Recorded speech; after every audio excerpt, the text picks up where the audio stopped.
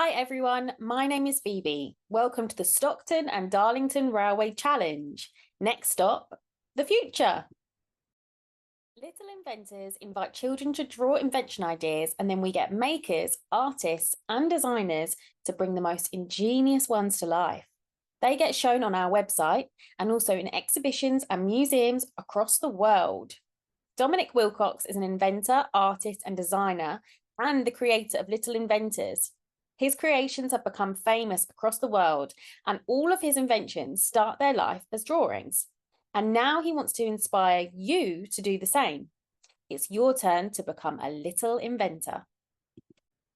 At Little Inventors, we invite young people to draw invention ideas, and then we get makers, artists, and designers to turn the most ingenious ones into real objects.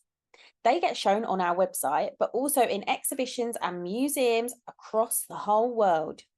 Over 25,000 children from 90 countries around the world have already sent us their invention drawings, and over 250 of them have been chosen to be brought to life by expert makers. Our wonderful books help dream up fantastical, funny, or perfectly practical inventions with no limits, and encourage budding inventors to think big and have fun with their imaginations. From space, oceans, go green, and our invention handbook. So what is an invention? An invention is a new device or way of doing things which didn't exist before, an idea thought up by someone. Anyone can create an invention. The main thing needed to invent things is lots and lots of ideas. They can be helpful, useful, big or small. And who needs inventions? Everyone. Think about the first humans who had, well, they didn't have very much at all, and now look around at the world around you. Who do you think came up with the table, a fridge, a watch? Everything in the world had to be invented at some point. Coming up with inventions is one of the most natural things that humans and some animals do. It's how we learn to adapt to our environment and how we solve problems all around us. Here are some ideas from Dominic. Dominic loves to draw to get the ideas out of his brain and onto paper. Sometimes he doesn't even know what they'll be until he starts drawing, but putting pen to paper is the first step in inventing. At Little Inventors, we believe that bonkers is brilliant. Now let's watch this video to hear from the chief inventor himself.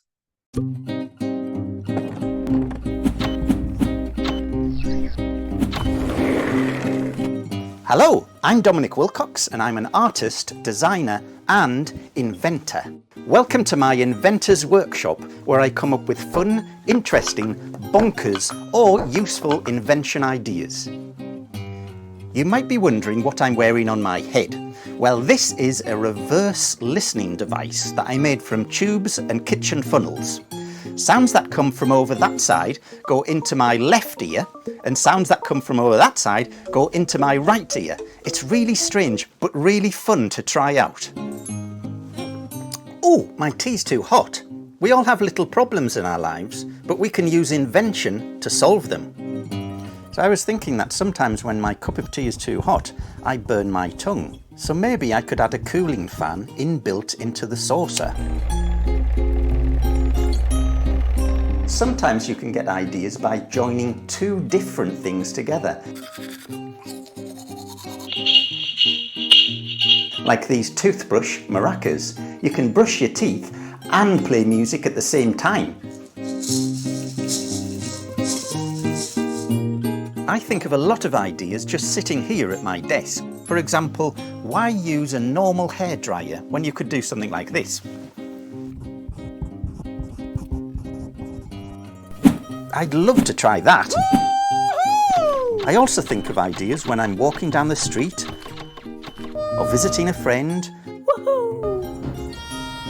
or sitting in the park, or just on the bus thinking and looking around at the world. You can find great ideas everywhere. You just need to look closer. Okay, I've shown you some of my invention ideas, but I want to challenge you to come up with your own invention ideas. They could be huge, they could be tiny. They could be funny and bonkers, or they could be really useful and make the world an even better place. I'm looking forward to seeing all of your invention drawings.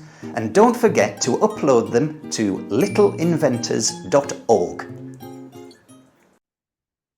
SDR200 is a 9-month international festival taking place across County Durham and Tees Valley in 2025 to celebrate the 200th anniversary of the first journey on the Stockton and Darlington Railway, SDR.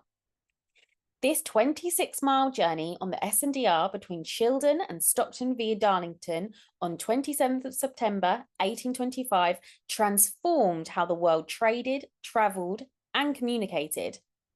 The SDR200 Festival will present a series of free, large-scale outdoor spectacles, events, exhibitions, and new art commissions in public spaces, libraries, and world-class museums of County Durham and Tees Valley from March to November 2025.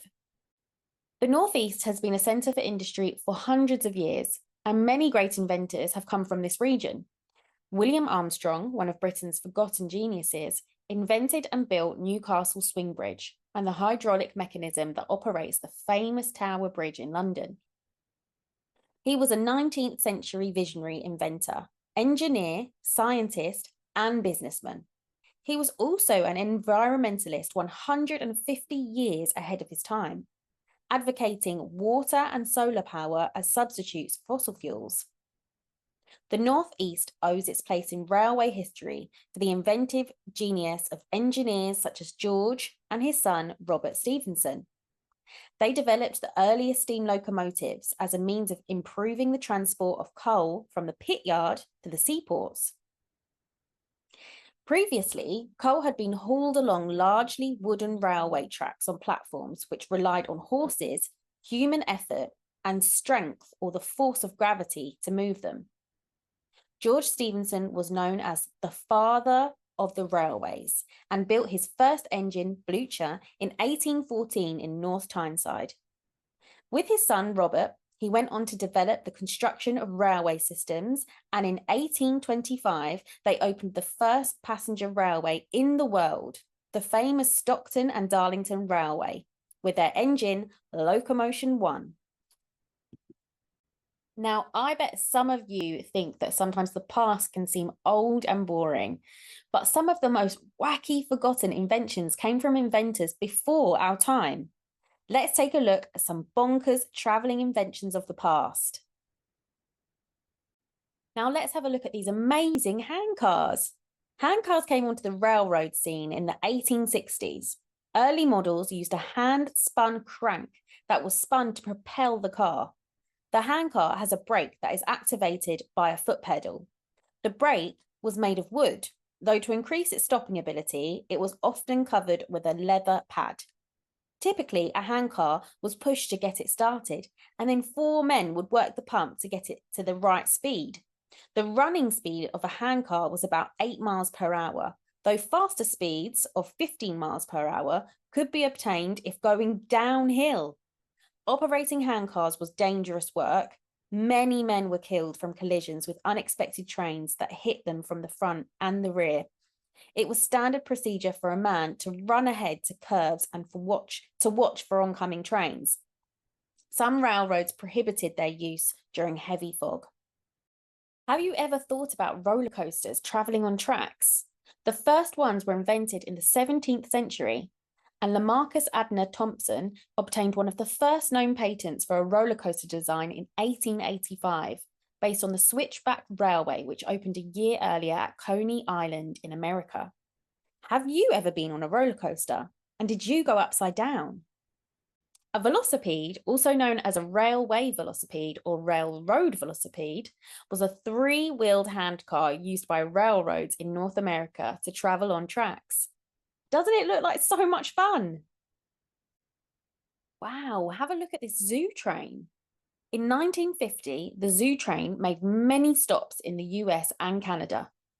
In the display cars were several species of monkey, a young male lion from Kenya, a 2-year-old tigress named Pamela, an emu, 4 toucans, a concave hornbill named Rufus, a Peruvian llama, a tapir, a European genet, and a giant paca, like a beaver without a tail, a 100-year-old turtle, and 4 small crocodiles. A total of 38 animals called the zoo train home. Methueleza, the largest reticulated python ever captured at 31 feet in length and weighing 340 pounds, was also on display. Let's have a look at a quick history of 200 years of train travel in Britain. Firstly, we're around 1700. This is the early use of rails for transport. Since ancient times, human ingenuity has led to guided systems of transport that make tasks easier. By the 1700s, miles and miles of wooden track is used to haul across the northeast of England with some help from horses too. Now we're in 1807 and we have the first paying passengers. Originally built in 1804 to carry limestone from quarries to market, the Swansea and Mumbles Railway swaps cargo for paying passengers, becoming the very first to do so. The carriages are guided by iron rails, but horses, not locomotives, provide the pulling power. Then we're in 1825, and it's the opening of the Stockton and Darlington Railway on the 27th of September, 1825. Near Shildon, a steam-powered locomotive engine sets off, pulling wagons loaded with 450 to 600 excited passengers, and it was streaming with celebratory banners. And now we're in 1841, and we have a carriage fit for royalty. The aunt of Queen Victoria, Dowager Queen Adelaide, takes to the rails in a converted first-class carriage to tour northern England. As well as being the first royal carriage, it's the first adapted for health accessibility. The seats are redesigned for her needs.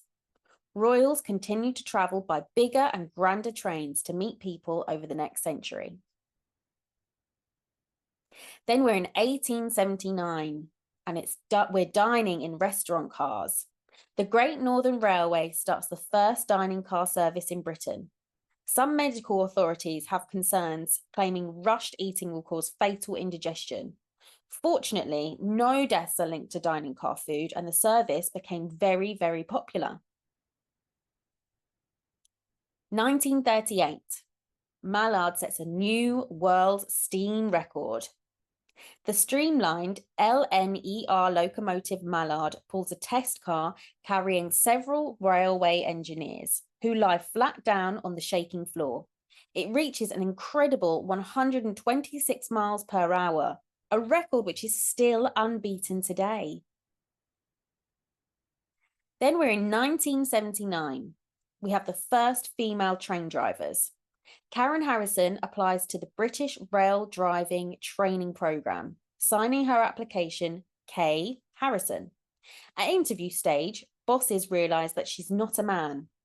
Karen qualifies as one of the first female drivers, but workplace recognition is a challenge.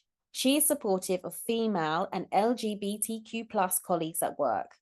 But what next? Let's meet Morgan Seville, an electrical technician on the railway. Morgan joined Nexus in 2015 on a 3-year apprenticeship in electrical maintenance.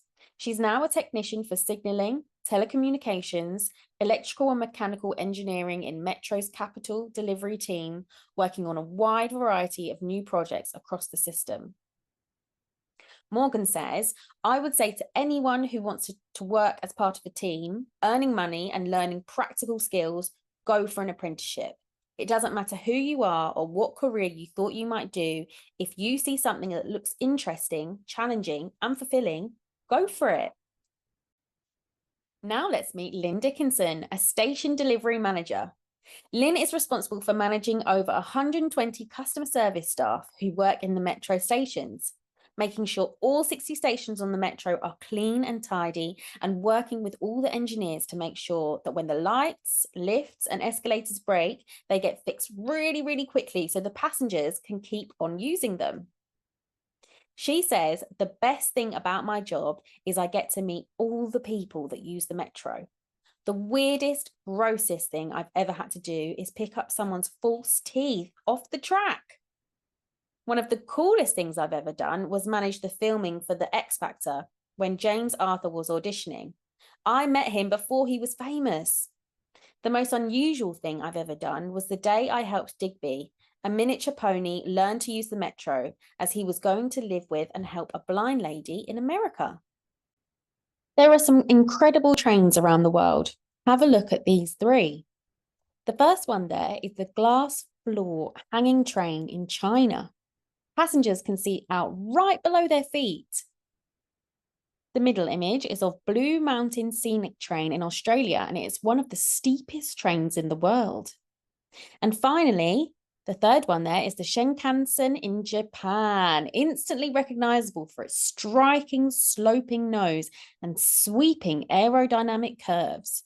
The Shinkansen was the world's first high-speed train and quickly became known around the world by its English name, the bullet train. It's time to meet Dan and Ella from Helsinki, the capital of Finland. Dan and Ella get the train whenever there is too much snow to cycle in the city. Let's go on a journey with them.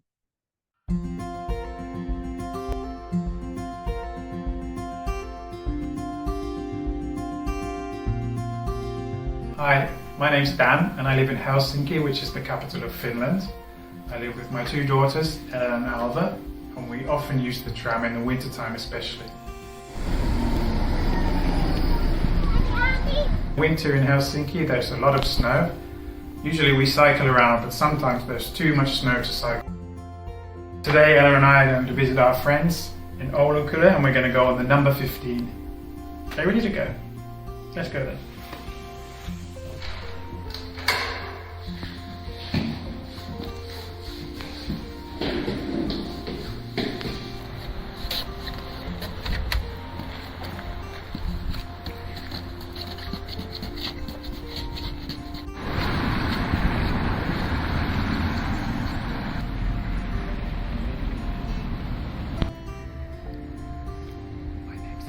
How do we get to Mumma and Papa's house?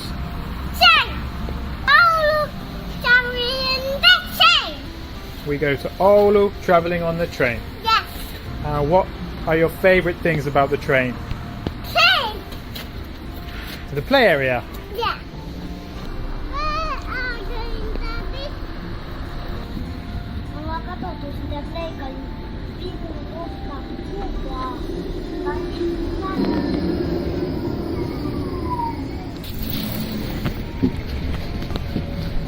Find a seat. Yeah. Yeah, come see Papa.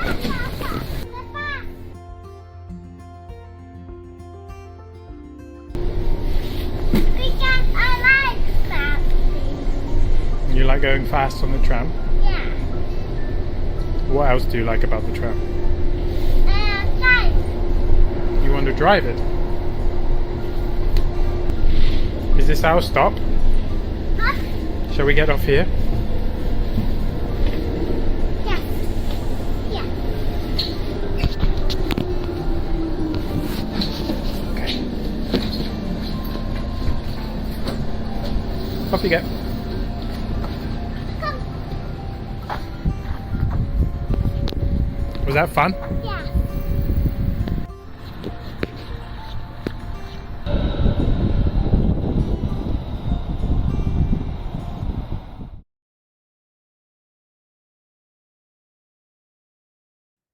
The future hasn't happened yet, so anything is possible.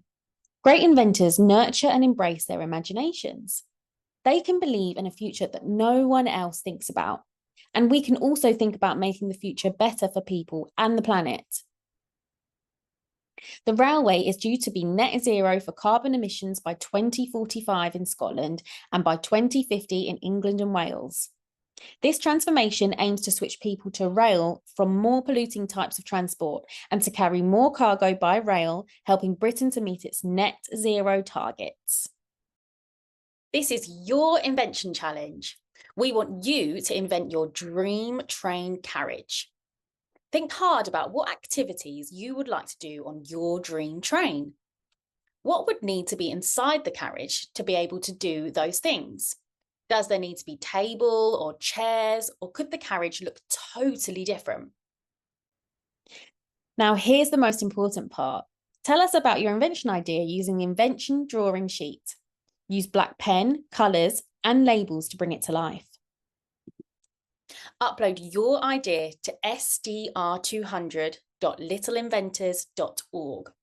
All ideas uploaded will appear on the Little Inventors website and will receive individual feedback. 5 ideas will then be selected to be brought to life by professional makers. Here are some ideas by previous Little Inventors, Millie and Gabriel, that were brought to life. Millie's bouncy castle car makes long car journeys a lot more fun. Gabriel's roller lamper makes an ordinary lamp much more fun to use by being remote controlled and allowing you to change the colour of the lights. And it's not just great inventors of the past who have invented things to go on tracks. Check out this invention from Arthur. One of our previous Little Inventors, Arthur, combined his passion for gardening and physics to come up with his invention idea, the Super Grow 11,000. Arthur's amazing invention moves the plant back and forth along the windowsill to follow the sunlight. In Arthur's words, sick of your plant getting only half a day's worth of sunlight? Well, with the Super Grow 11,000, your plant will be able to grow twice as fast. It is built so that you can place the growing plant on a moving platform which follows the sun throughout the day and therefore provides the plant with a whole day's worth of sunlight. This invention is built for Monty Don and other gardening enthusiasts. It even ended up on Gardener's World, Arthur's favourite TV show. Now it's your turn to go full steam ahead. We can't wait to see your inventions.